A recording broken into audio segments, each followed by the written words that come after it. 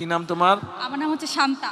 তুমি এখানকার ভোটার? জি, আমি এখানকার ভোটার। আচ্ছা, তুমি কি বলতে যাচ্ছ বলো এবার। আমি হচ্ছে গৃহিণী। তো আমি আদমজি ক্যান্টনমেন্ট কলেজ থেকে পাশ করে বের হয়েছি। তো আমাদের মেয়েদের জন্য কোনো কর্মসংস্থানের কোনো ব্যবস্থা নাই এখানে। তো আমরা চাই মানে এই ভাষানটেক ভাষানটেক এলাকায়। আচ্ছা আচ্ছা।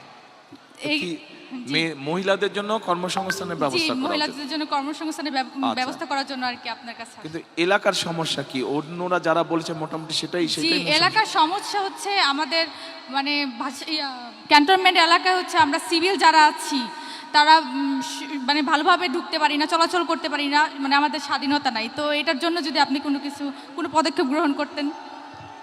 আচ্ছা ঠিক যারা আছে। সিভিল যারা আছে আমরা ভাষানটেক এলাকা, তারা ক্যান্টনমেন্টে ঢুকতে অনেক অসুবিধা হয়। আচ্ছা ঠিক আছে। ভবিষ্যৎ হোক নিরাপদ, বিনিয়োগ হোক বিশ্বস্ত, আর আমার পছন্দ সল্ট বে। ওয়েলকাম টু সল্ট বে। সেটা একটা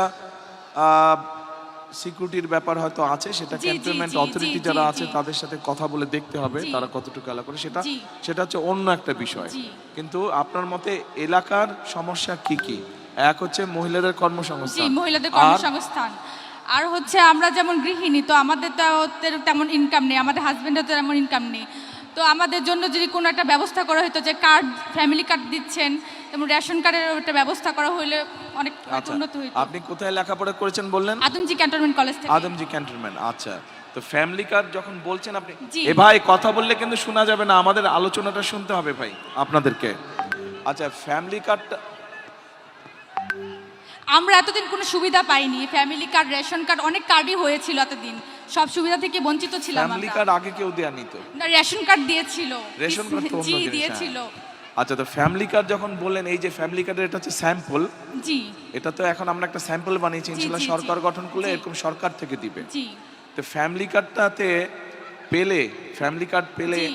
আপনার মতন একজন নারীর কি সুবিধা হবে বলে আপনি মনে করেন?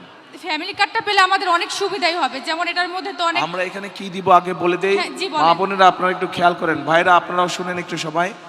এই ফ্যামিলি কার্ডটা আমরা ইনশাআল্লাহ সরকার গঠন করলে, বাংলাদেশে প্রায় 4 কোটি পরিবার আছে, গড়ে 5 জনের 6 জন সদস্য ধরে 4 কোটি পরিবার সারা দেশে আছে। এই পরিবারগুলোকে বিশেষ করে ভাষান থেকে যেই পরিবারগুলো থাকেন সাধারণত, সেরকম যত পরিবার আছে বাংলাদেশে আমরা চেষ্টা করব সবাইকে দিতে।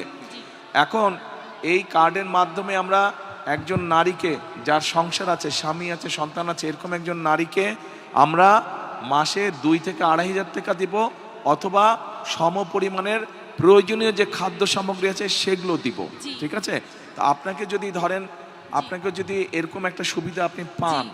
তাহলে কি সুবিধাটা হবে আপনার? আপনি তো 2,500 টাকা আপনি মাসে পেলেন, জি, জি। অথবা 2,500 টাকা সম পরিমাণ মূল্যের আপনি জি। প্রয়োজনীয় খাদ্য যেটা এসেনশিয়াল জি, জি, ফুড জি, আইটেম জি। যেগুলো, সেগুলো পেলেন, ফুড আইটেম আমরা। তাহলে আপনার কি সুবিধাটা হবে? আমার তো অনেক সুবিধাই হবে, যেমন সংসারের কাজে আর কি, এটা মানে অনেক টাকা আর কি সেভ হবে আমাদের। মাসিক একটা টাকা মাত্র আমাদের তো 2,500 টাকা, কি সেভ হবে? অনেক এই 2,500 টাকার মধ্যে আমরা চাল কিনতে পারবো, তেল কিনতে পারবো, ডাল কিনতে পারবো, অনেক কিছুই কিনতে পারবো। তাই আপনারা কি একমত? কি মা বোনেরা ওনার সাথে একমত আপনারা?